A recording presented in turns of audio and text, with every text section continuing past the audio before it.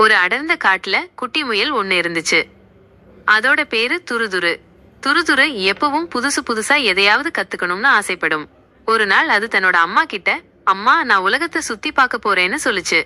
அம்மா முயல் புன்னகையோட, போய் வா கண்ணு, ஆனா எப்பவும் பத்திரமா இருக்கணும்னு சொல்லுச்சு. துருதுரு சந்தோஷமா தன்னோட பைய எடுத்துக்கிட்டு புறப்பட்டுச்சு. அது வழியில போகும்போது ஒரு அழகான வண்ணத்து பூச்சியை பார்த்துச்சு. வண்ணத்து பூச்சி பூக்களுக்கு மேல ரொம்ப அழகா பறந்துகிட்டு இருந்துச்சு. ஆஹா, எவ்வளவு அழகா இருக்குன்னு துருதுரு வியந்து பார்த்துச்சு. அங்கேயே கொஞ்ச நேரம் விளையாடுச்சு. அப்புறம் ஒரு பெரிய நதியை பார்த்துச்சு. நதியோட ஒரு கரையில இருந்து இன்னொரு கரைக்கு போக துருதுருவுக்கு ஆசையா இருந்துச்சு. அப்போ ஒரு ஆமை அதுகிட்ட வந்து, என்ன குட்டி முயலே, எங்க போறன்னு கேட்டுச்சு. நான் உலகத்தை சுத்தி பார்க்க போறேன், ஆனா இந்த நதியை கடக்க முடியலன்னு துருதுரு சொல்லுச்சு.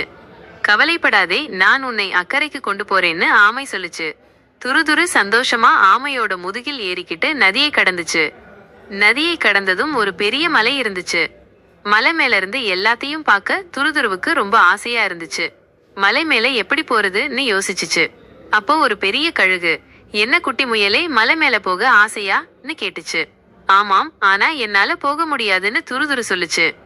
கவலைப்படாதே, நான் உன்னை தூக்கிட்டு போறேன்னு கழுகு சொல்லுச்சு. துருதுரு சந்தோஷமா கழுகோட முதுகில் ஏறிக்கிட்டு மலை மேல போச்சு. மலை மேல இருந்து பார்த்தா உலகம் ரொம்ப அழகா தெரிஞ்சுச்சு. எல்லா இடமும் ரொம்ப சின்னதா தெரிஞ்சுச்சு. அம்மா சொன்னது சரிதான், உலகம் ரொம்ப பெருசுன்னு துருதுரு யோசிச்சுச்சு. மலை மேல் இருந்து கீழே இறங்கியதும் துருதுருவுக்கு வீடு ஞாபகம் வந்துச்சு.